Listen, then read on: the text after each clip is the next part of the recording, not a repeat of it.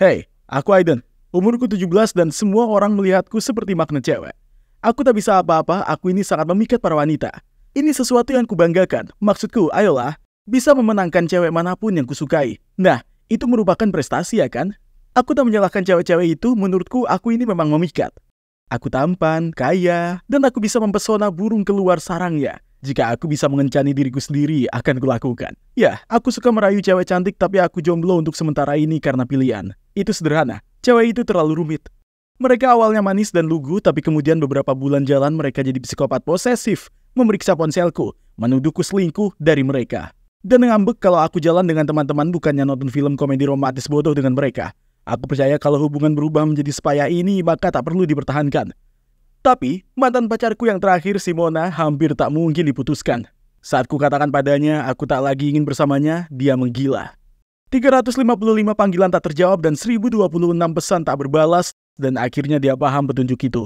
Apalagi, dia mulai mengedarkan rumor di sekitar sekolah kalau aku membuatnya hamil, dan mencampakkan dia dan anakku yang belum lahir. Sepanjang sore ku habiskan menjelaskan ke kepala sekolah kalau kebohongan Mona bukan sesuatu yang aku sukai. Mona harus berhenti. Jadi ku telepon sahabatku yang terpercaya, si Gary, untuk menelepon. Oh, aku belum cerita pada kalian tentang Gary. Dia bukan sekedar teman. Dia adalah sobatku. Kapanpun aku butuh dia, dia akan muncul tanpa banyak tanya dan lakukan apa saja yang ku minta. Gary itu cowok pemalu dan agak kikuk, jadi mungkin itulah kenapa dia suka berteman dengan cowok cerdik sepertiku. Di kesempatan ini, ku berikan padanya pakaian polisi dan menyuruhnya pergi ke rumah Mona. Aku sembunyi di balik pagar dan melihat saat Mona membuka pintu untuknya. Mona tak mengenalnya. Malah dia benar-benar ketakutan saat Gary bilang padanya kalau dia terus memfitnahku. Dia harus ikut bersamanya ke kantor polisi. Dia menangis terseduh dan berjanji dia tidak akan pernah bohong lagi. Kemudian suatu hari, Gary datang padaku dan mengatakan dia butuh bantuanku. Tentu kawan, apa saja yang kau butuhkan? Dia bilang dia naksir seorang cewek, tapi dia tak tahu harus bagaimana untuk mendapatkan informasinya. Oh, cowok ini mulai jatuh hati ya. Gampang, serahkan saja padaku. Hari berikutnya kami pergi ke mall dan dia menunjukkan cewek ini. Ternyata dia cewek imut yang bekerja di toko pakaian.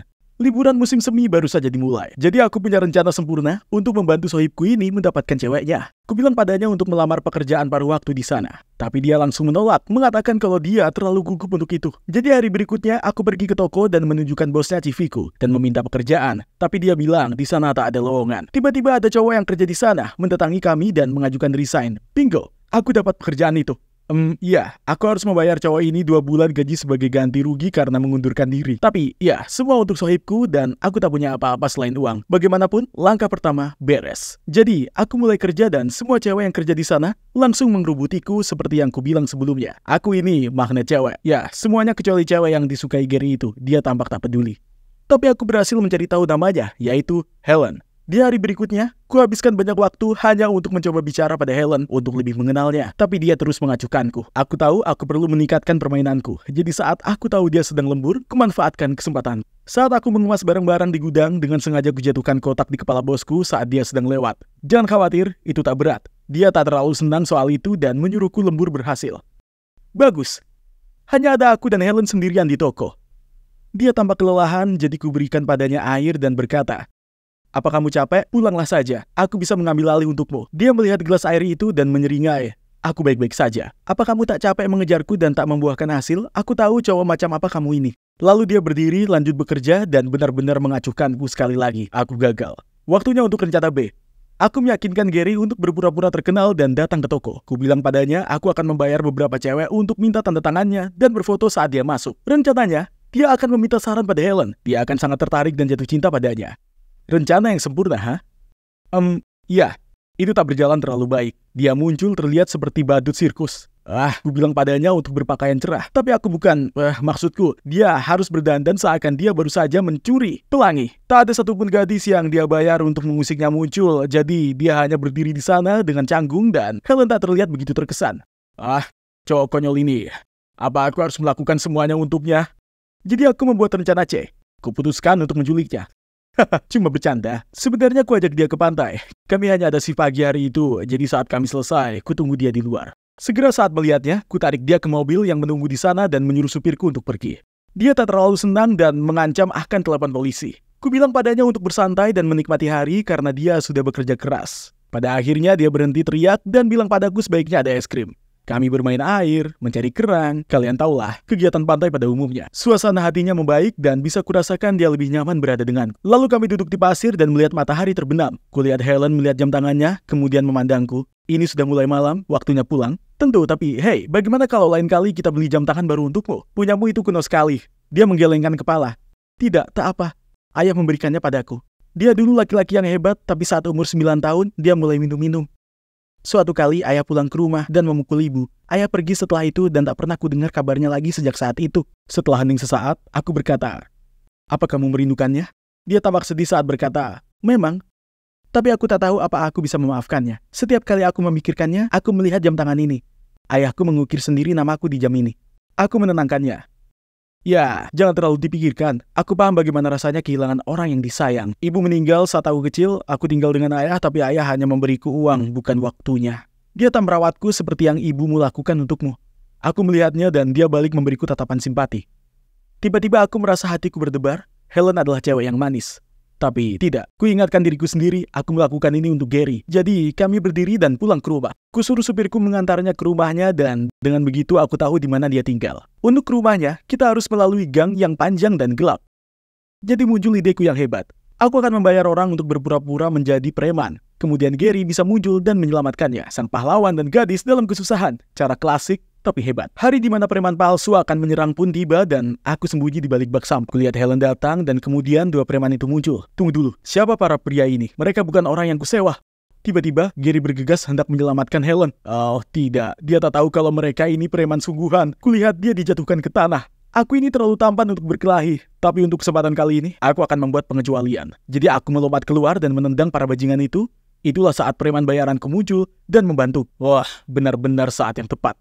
Aku dan Gary mengantar Helen pulang sebelum masak ke dalam. Dia memandangku dengan mata bersyukur dan mengatakan, "Terima kasih banyak." Aku meletakkan tangan di bahu Gary dan senyum terpaksa. "Oh, tak perlu. Aku kebetulan lewat." Kemudian kulihat cowok pemberani ini membantumu. Kemudian dia tersenyum padaku dan masuk ke dalam rumahnya. Tanpa melihat Gary sama sekali. Gary memberi isyarat. "Makasih sob." Ku jawab, "Maafkan aku kawan. Aku gagal lagi." Kemudian di luar dugaan, Gary berkata, "Tak apa. Kupikir toh aku harus menyerah. Aku tak punya keberanian untuk bertemu dengannya lagi. Tapi bisa kulihat cara dia memandangmu. Aku tahu, aku sudah kalah. Tapi kau naksir padanya. Jangan menyerah. Tak usah khawatir, melepaskan bukan berarti menyerah. Tapi lebih ke menerima bahwa ada hal-hal yang tak mungkin terjadi. Dan kamu, berilah kesempatan padanya dan cobalah serius kali ini. Dia cewek yang baik." Malam itu, aku memikirkan apa yang dikatakan Gary. Ternyata dia benar, aku memang punya perasaan kepada Helen, dan aku perlu memberitahunya. Keesokan harinya, aku mendatanginya seusai kerja, lalu dengan terbata-bata, mulai mengucapkan hal yang tak jelas. Tapi kemudian kulihat ada seseorang yang berjalan mendatangi kami. Mona, dia melihatku dan berkata, wah, lihat siapa yang punya cewek baru." Kemudian dia menengok ke Helen. "Hei, hati-hati dengan yang satu ini. Dia suka menipu para cewek, lalu mencampakkan mereka. Jangan terlalu mencintainya, atau dia akan menelepon polisi untuk datang ke rumahmu dan putus denganmu, seperti yang dia lakukan padaku." Helen menatapku dengan terkejut. "Apa itu benar?" Kemudian aku terus terdiam, dia pun menangis. "Aku tahu itu, aku tahu kamu ini brengsek, tapi aku masih jatuh hati padamu." Aku berusaha memeluknya untuk menenangkannya, tapi dia terus mendorongku menjauh. Kemudian tiba-tiba jam tangannya terjatuh, dan kudengar suara gemeretak. Tak sengaja aku menginjaknya. Kuambil jam tangan itu, dan sudah tak berdetak lagi. Dia menjerit padaku, "Bisa-bisanya kamu tahu betapa berharga jam ini bagiku?" Aku tak tahu harus lakukan apa, jadi aku lari kabur. Aku tahu, aku ini brengsek, tapi aku akan memperbaiki ini, mulai dengan jam tangan tersebut. Aku keliling toko loak mencari pembuat jam, dan pencarianku menuntunku ke sebuah rumah milik seorang pria yang pemarah. Dia awalnya menolak membantuku, tapi kemudian saat ku keluarkan jam itu, dia menatapnya dan berkata, dia akan membantuku dengan satu syarat. Keesokan harinya aku berikan jam itu ke Helen dan memintanya agar memaafkan aku. Dengan marah dia mengambilnya dari, tapi melihatnya dia tampak bingung melihat jam itu sudah diperbaiki. "Bagaimana?" dia bertanya padaku. "Aku pergi menemui seseorang dan orang itu juga ingin meminta maaf padamu." Aku memberi isyarat agar dia berbalik. Si pembuat jam keluar dan wajah Helen kaget. Itu adalah ayahnya. Dia membentaknya, "Kenapa ayah kesini?" Aku tahu aku harus meredakan situasi, jadi kukatakan, "Saat aku pergi memperbaiki jam ini, dia menyadarinya dan memohon padaku untuk membantunya bicara padamu. Dia masih sangat mencintaimu." Ayah Helen berkata, "Helen, aku hanya ingin meminta maaf padamu dan ibumu. Selama 7 tahun belakangan ini, aku merasa sangat kesepian. Tolong maafkan aku agar aku tak harus menjalani hidup dalam penderitaan lagi." Jadi setelah percakapan yang panjang, mereka akhirnya bersatu kembali. Helen setuju untuk memaafkan ayahnya, hanya kalau beliau pergi ke rumahnya dan meminta maaf pada ibunya. Dan saat aku dan Helen, ya, dengan malu-malu dia berterima kasih padaku. Setelahnya dan tentu saja dia memaafkanku.